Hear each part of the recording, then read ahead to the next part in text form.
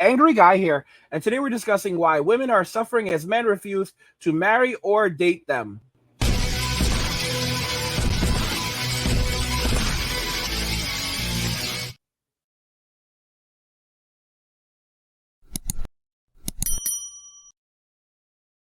Women are suffering as men refuse to marry or date them. Let's just go ahead and jump right into the article. This is actually pretty darn interesting, guys. So as you can see here, a report finds decline in the well-being of American millennial women when compared to previous generations. This is actually significant for a number of reasons, quite a few reasons. It's actually illustrating that for the first time in history, in modern history, the lifespan is actually decreasing of young women, specifically millennial women. And these are women who are now in their 40s as well. So they're not that young at all. So, report finds decline in the well-being of American millennial women when compared to previous generation. A recent report by the Population Reference Bureau found that young women in the United States are experiencing a decline in well-being when compared to the previous generation. The report, titled Losing More Ground, Revisiting Young Women's Well-Being Across Generations, expanded on research from 2017 that found that social progress for millennial women was stalling in comparison to Gen X. According to the report's metrics for social well-being, millennials born between 1981 and 1999 have seen, and those years are absolutely wrong, guys. They definitely keep on moving the light post. It was at one, it used to be 1981 to 1996. Now they've moved it to 1999, and just keep, guys, this is absolutely insane. Everyone's playing with these numbers.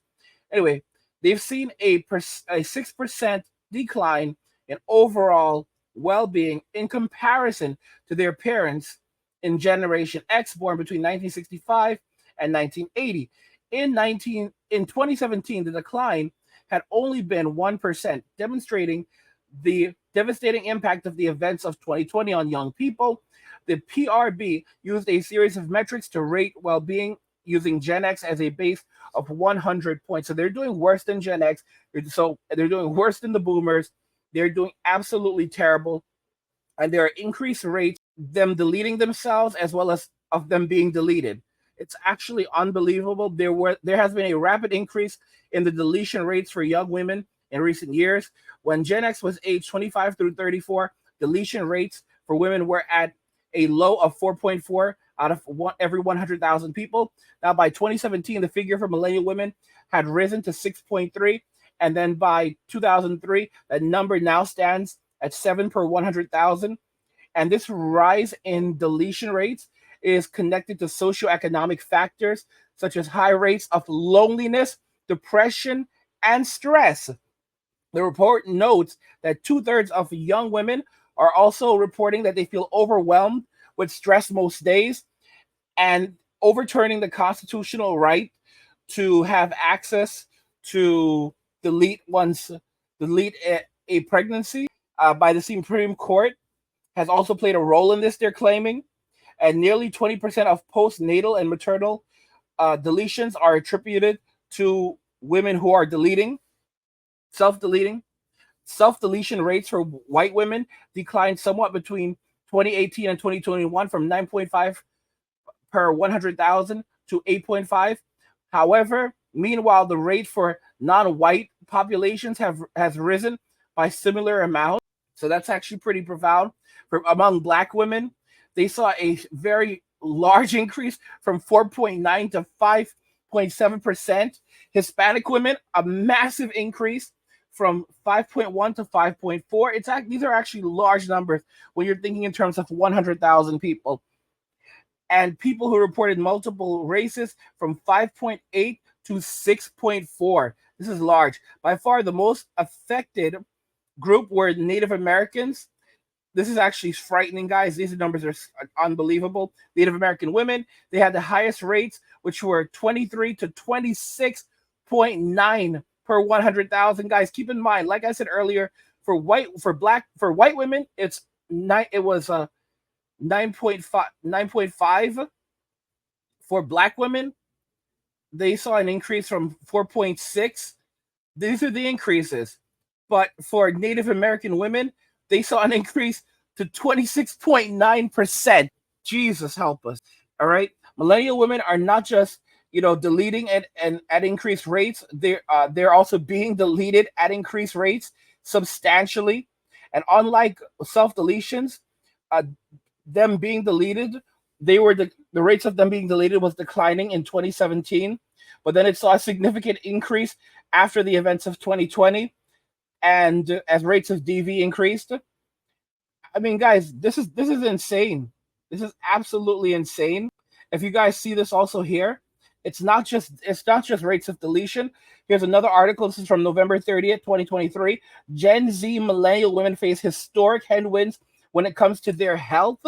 So the health of millennial and Gen Z women is sliding, has gone backwards significantly. Progress in women's health since the 1960s is backsliding, with millennial and Gen Z women facing heightened risk to their physical well-being and safety compared to their moms and grandmothers, according to a report released on Thursday by the Population Reference Bureau. The analysis, which looked at how women in their 20s and early 30s fared across generations, found that women born after 1981 are more likely to be at risk of self-deletion, deletion after giving birth, and of being deleted than other young women of previous generations. And millennials aren't even that young anymore. All right. The oldest of the millennials are now 42 years old, bro. I mean, when they're 50, are they still going to call these people young when they hit 50?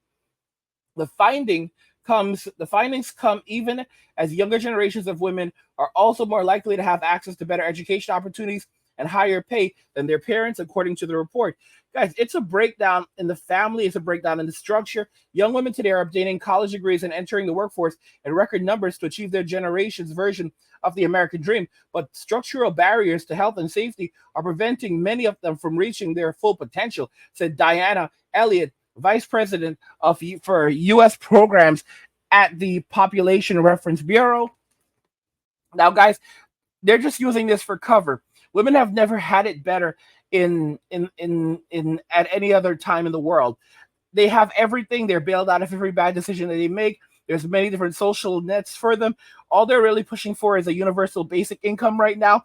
I like what Candace Owens said. She said it's not going to be more than a couple $100. She's not really wrong. She is not really wrong. Andrew Yang is out there saying the ghost of Andrew Yang. He's still haunting American society with his $1,000 a month UBI. And a lot of women would just end up trying to live off that.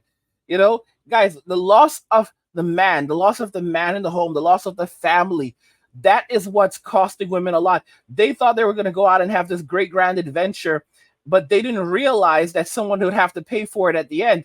Now they're going to have to pay for it. And the more women try to, say, okay, well, we want more. If you go after men, because men pay the majority of all taxes in Western society, if the government starts trying to extract more money out of men, men will just work less or stop working entirely.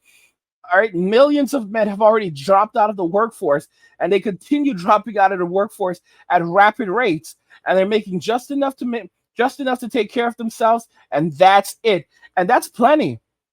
That's plenty. You've got guys with $10,000, $20,000, over $100,000 a year that make $50,000 a year. A lot of these guys make more than that. But it's just an example. Some guys don't even make that though. Some guys might make only $20,000 a year, or $17,000 a year. But what you don't know is that they're collecting Medicaid. What you don't know is that they're collecting food stamps. What you don't know is that they're getting all these social benefits and all these nets. So all of the money that they're actually making, they're putting into their pocket. And then they're also making money on the side that you may not know about. So they're covering. So they're working next to nothing. They're working very little or not at all. A lot of these guys have investments in crypto, so they're getting money off that. There's also a lot of dudes who are getting dividends. There's just so many things happening in the background, and because these men don't have families, they don't have women in their lives, all of that money is going in the bank because the needs of a man are very, very small.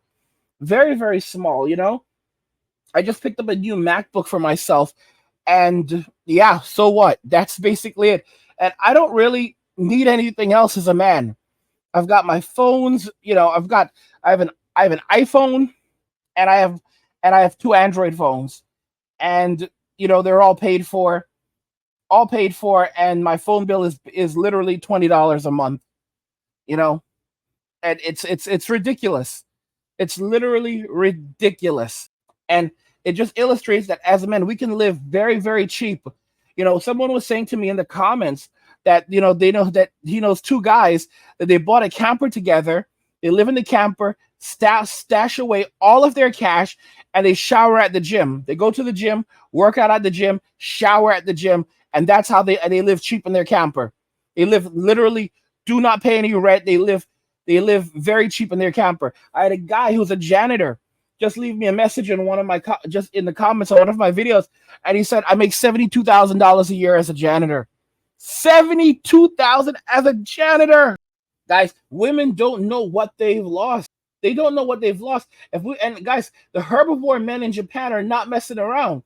In Japan, poverty and other issues are driving more young women to working as ladies of the night, or evening delights, as Mayumi calls them. Evening delights. Oh my gosh. She called them evening delights. I think there was like another name, horizontal slides. My goodness gracious. Nonprofit organizations are trying to help these women, many of whom are teenagers. Authorities are showing little support for them. Oh my gosh. By the way, guys, so I just purchased my new back, and I literally put a case and a screen protector on it. Like, I am so different from the rest of y'all walking around with your phones uncovered and unclothed. Like that's so like A man grabbed my arm and took me to and we went to a hotel. He started filming, and I was not very pleased. I left before certain things happened. But a lost gaze, adorned in a pink miniskirt sparkling with diamonds, while perched on high heels, the teenager hesitated to enter the police station. Frail and barely 18, she is one of hundreds of teenage girls and young women who turn to being evening delights in the red light district of the Japanese capital to pay off a debt, make ends meet, or simply survive. Their presence has grown since the events of 2020, during which many lost their jobs or suffered, problems at home. DV lining up in the alley between the white facade of Okubo Hospital and the gates of the park of the same name. The young women wait for the Kimoi uncles, their clients, who pay between 5,000 and 20,000 yen, around $30 to $120 for an hour of paid making whoopee in one of the nearby love hotels. So paid love making in one of the nearby hotels. 30 guys, $30. Well, this is 30 pounds, but yeah, it's pretty bad. It's not that much. Alexa, what's 5,000 yen converted to United States dollars? 5,000 Japanese yen is about $34 and 78 cents. Bro, $34. Alexa, what's 20,000 yen converted to USD? 20,000 Japanese yen is about $139 and 7 cents. So guys, these guys are paying as little as $30 for an hour, and at maximum, not even $140. Bro, this is insane. This is insane. And these are young women, guys. These are young women. After 10 p.m., some head for the theme bars dressed as a nurse, Lolita, or Subaret. These girls usually live in cyber cafes in the heart of Kabukicho at 4,600 yen, $28 a night for a single cabin. And DV is on the rise. Police took 35 of these young women into custody in September, 80 since the beginning of the year, compared with 51 in 2022. Of the 35 taken into custody, 15 were in debt to host young men working in women-only clubs, dressed in costumes with makeup and grooming. They go after the people that they're looking for, typically solitary women, often from provincial areas. Online, charm them, and then lure them to their clubs. They end up spending crazy amounts of money, up to $200,000 a night. Guys, this is so insane. The hosts use mind control tactics. They're literally trained by the club management to do this. Men, I'm telling you, without men, this is the reality for women. Women think that they are powerful, that they have, that they're unstoppable, that that nothing can bring them down, and they don't realize that God is in control of this world. And the order is the man, God is under the man. The man is under God, correction. The man is under God. So think of God as an umbrella, and God is covering man, and man is covering woman. This is the order of operations. This is how God structured it. God is our protector. Man is the protector of woman. When women cast men away, they are left to the mercy of the world. Men are built to suffer. This is the reason why we suffer. We go out there and we have to put up with everything in the world, and no one cares about us, no one other than God. Women, on the other hand, they have everything handed to them, but that is because the protections of men who have built everything around us. But when men walk away from Western society, they can screech, they can holler, they can say whatever they want, they can shame men, they can try to do everything. It won't matter, because men won't look back. And if men can't leave, men will just stop. Men will just basically create new spaces and isolate themselves away more and more. And you can see it. Women are suffering as men refuse to marry or date them.